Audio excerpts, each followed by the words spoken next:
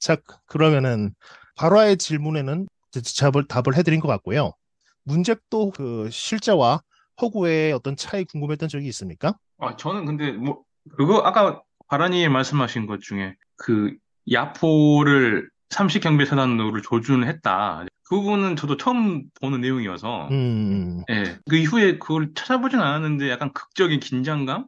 음, 그쵸. 그거를 하나의 장치이기도 하고, 음. 입가 싶기도 한데, 그 부분은 혹시 현실과 영화에 좀 허구지 않을까 싶은데요? 사실입니다. 예. 아, 사실인가요? 그러니까 지금은 수방사죠. 수경사 예하의 부대들이 다 그 신군부 쪽에 넘어가 버렸잖아요. 하나의 네. 쪽에. 그렇기 때문에 이제 남은 병력이 없었고 직접 데리고 출동할 수 있는 병력은 뭐 행정병, 취사병 해가지고 정을 끌고 가려다 실패한 몇 명의 그 병력밖에 되지 않았고요. 야포단 병력은 그 장태환 사령관의 지휘 아래 있었습니다. 네. 그래서 어쨌든 실제로 그 진압을 시도했던 사람이기 때문에 실제로 조준해놓고 대개까지 했습니다. 하지만 음, 영화에서 전두광이 그 폭격하면 다 죽는다고 얘기하잖아요. 그렇죠. 그걸 아무리 정밀 타격을 해도 경복궁은 그 시내 한가운데 있는데 폭격하면 민간인 사상자들이 발생할 위험도 있고 그리고 그 장태환 사령관이 출동을 포기했기 때문에 뭐 실제로 폭격하라는 명령을 내리지 않고 그냥 준비만 한 상태에서 끝나버렸죠. 네, 저는 영화를 보면서 그때 쐈다면, 이런 근데 생각이 저도 그 들었습니다. 생각을 지금 하고 있습니다. 완전 쌌으면 어땠을까? 그 생각을 예. 종종 정밀 타격을 진짜 제대로 했다면 어땠을까? 예. 그런 상상을 저도 가끔 영화를 보고 나서 좀 펼쳐보곤 해요. 아, 그것도 그러면은 굉장히 역사에 물론 가정이 없다고 하죠. 그렇죠. 그리고 그것도 그 영화를 보면서 궁금해할 수 있는 부분이지만 사람들이 그 가정법에서 굉장히 아쉬워하는 건 오히려 그 공수부대 회군이죠. 그 음. 영화에서도 그려지지만은 육본층에서도 공수부대를 팔공수라고 언급이 되던데 팔공수를 출동시키고 신군부에서는 이공수를 출동시키죠. 그러다가 이제 뭐 신사협정을 맺기로 하면서 팔공수는 회군하고 이공수는 그 진격해가지고 뭐 육보는 하고 국방부를 점령하잖아요. 페이크다 이 자식들아 네. 막 페이크다 이 병신들아! 다 받은 그렇죠, 그렇죠. 거잖아요. 예. 그래서 일반적으로 그 12.12에 대한 흐름이 바뀔 수 있었던 건 오히려 그 공수부대의 회군이 안 했다면 역사가 달라질 수 있지 않았을까라고는 오히려 사람들이 그거에서 많이 아쉬워하는 부분이 크죠. 음, 음. 그리고 이거 뭐 추가로 현실과 허구의 차이를 몇 가지 더 언급해 드리자면은 우리 11사단이 이 기동 타격대로 이래서 빨리 다 갔으면 됐었을 텐데. 뭔 개소리야! 그 일군 지역에 있는 지역이 거기가 어떻게 갑니까?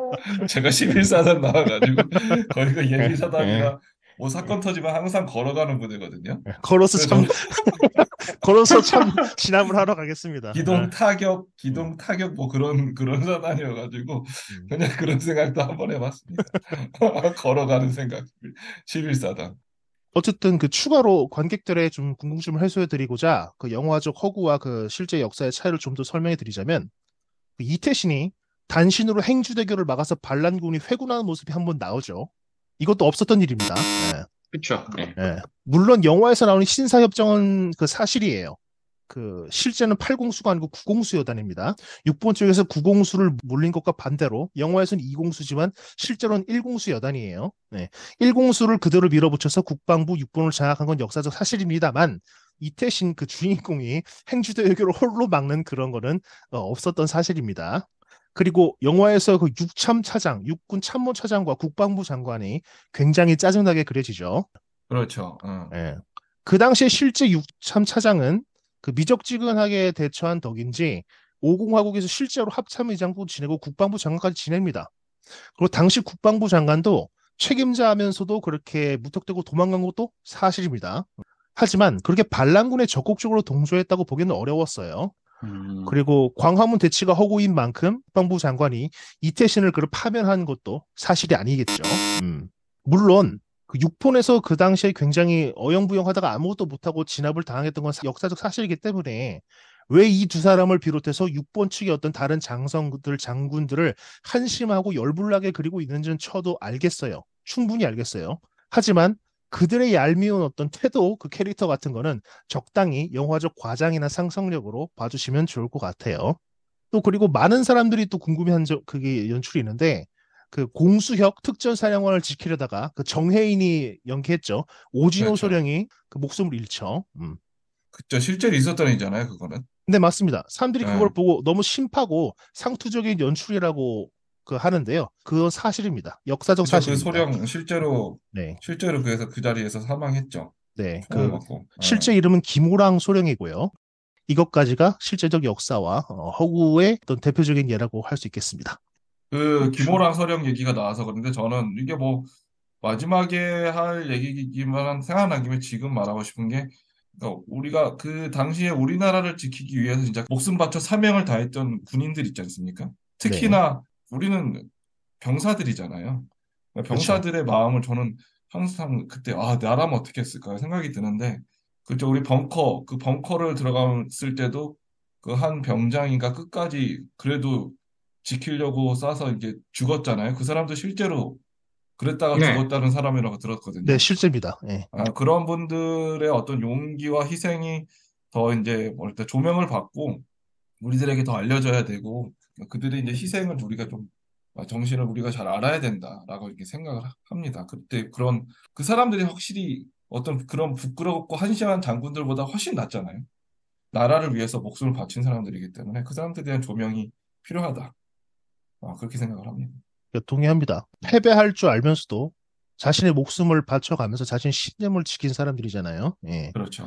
예, 그런 사람들이 조명을 받아야 된다는 말씀 저도 100% 동의합니다. 네. 한 가지 더 재미있는 사실을 좀 언급해 드리려고 하는데요. 여러분 그 707 특임대에 대해서 들어보셨나요?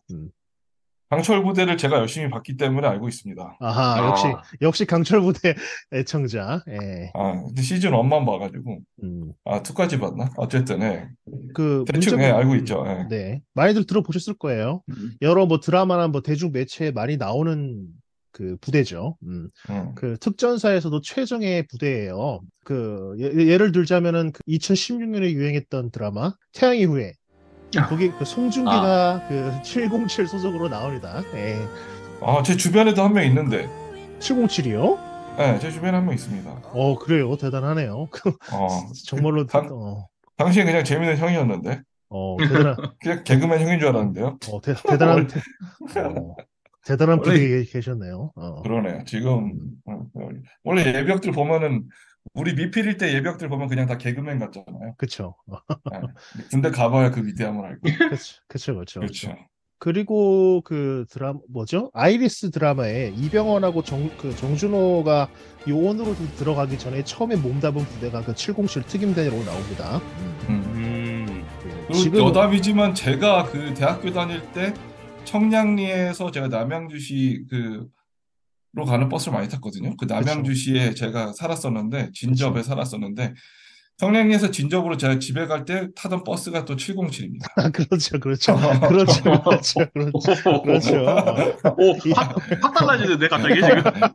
이건 좀 그, 그냥 좀, 남양주 파견 임무하는 이건 좀 생뚱맞긴 했지만, 예, 특수 임무하러 예, 남양주 가는 건가요? 뭔가요? 예, 707 버스를 예. 타고 다녔습니다. 네. 그러니까 지금은 707 특수 임무단이 정식 명칭인데요.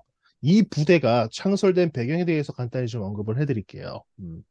영화에서 직속상관인 공수형 특전사령관을 그 부하들이 쳐들어와서 체포하는 장면이 나오잖아요. 근데 이거는 뭐 말씀드렸듯이 실제 역사적 사실인데요. 그 특전사령관이 당할 수밖에 없었던 이유가 특전사령관은 그 거느린 실병력이 없었거든요. 그래서 너무나 쉽게 그냥 제압된 건데요.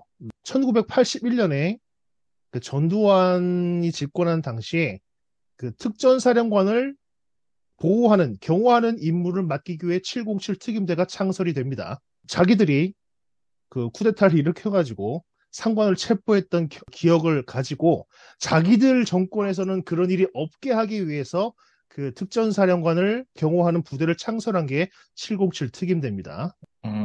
네, 그런 역사적인 좀 사실이 좀 재미나지만 슬픈 사실이 있습니다. 그렇구나. 하지만 뭐 상황이 안정되면서 이제 더 이상 뭐 그런 경호 업무는 뭐 별로 보지 않게 되고, 뭐 지금은 그 특전사 중에서도 최정예 부대로 활동하고 있지만 이 부대의 창설엔 그런 웃픈 현실이 담겨 있습니다. 마지막 이제 마무리하는 그 질문 하나를 좀 마지막으로 드릴게요.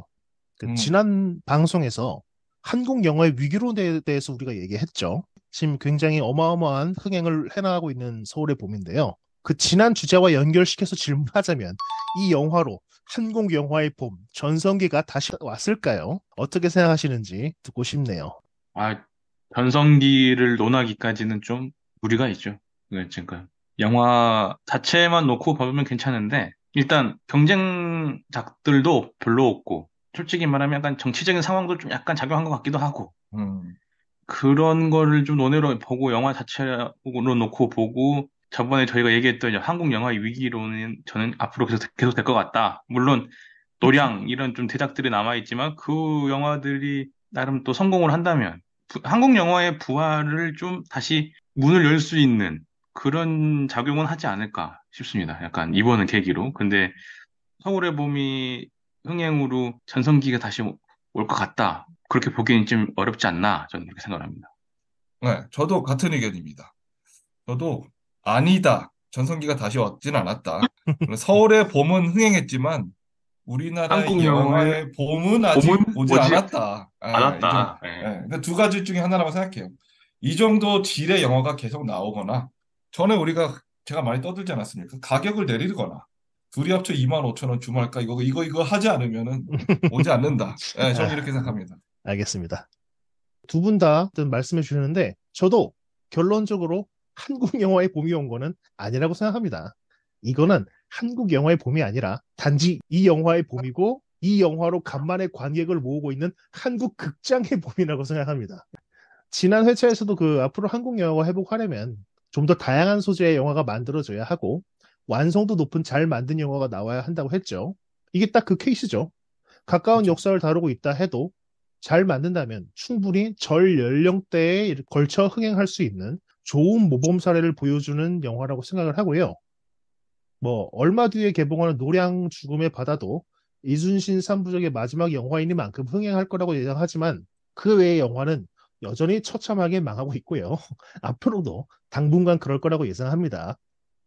얼마 전 이제 서울의 봄이 흥행을 하면서 이제 그 출연진들에 대한 인터뷰가 또 계속 많이 영상들이 있더라고요. 그래서 지난번에 우리가 한국 영화 얘기를 했었는데 그때 좀 우리가 같은 목소리로 한국 영화를 만드는 사람들도 자성을 해야 된다.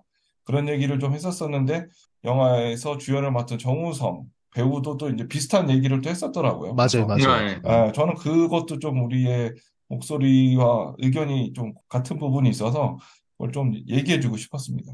맞습니다. 지금까지 이렇게도 요즘 핫한 영화 서울의 봄에 대해서 얘기해 봤는데요. 간만에 한국 영화의 선전이 반갑기도 하고 너도 나도 서울의 봄 얘기라서 우리 방송도 시의성 있게 한번 다뤄봤습니다. 마지막으로 좀 접는 말을 하자면은 엔딩 크레딧에 유명한 군가가 어레인지 돼서 나오죠. 전선을 음, 간다가 굉장히 장엄하게 그리고 음울한 분위기로 흐르지 않습니까? 제가 정말 좋아하는 그렇죠. 군가입니다. 네, 제가 저도 좋아하는 군가 중 하나예요. 네, 저도 좋아하는 군가입니다. 가사가 멜로디가 좋아요. 멜로디도 그렇지만 가사도 굉장히 가사도 좋아요. 맞아요. 문학적입니다. 그렇습니다. 전우의 눈동자에 한이 맺혀 있다고 그렇게 얘기하잖아요. 그러니까. 그런 식으로 굉장히 좋아하는 노래고 군가인데 그 당시 12.12의 역사적 사실과 맞물려서 굉장히 우울하게 다른 의미로 다가오죠. 그런 식으로 그날 그렇게 아군끼리 같은 국군끼리 총뿌리를 겨루면서 서로 죽이고 싸웠던 그날의 어떤 전선을 의미하는 것 같아서 그 엔딩곡이 사뭇 다른 의미로 느껴졌다는 건 마지막으로 말씀드리면서 그런 일이 다시는 없었으면 좋겠다는 당연하지만 엄중한 말을 드리면서 첫 번째 사랑방 치킨은 이걸로 마무리하겠습니다.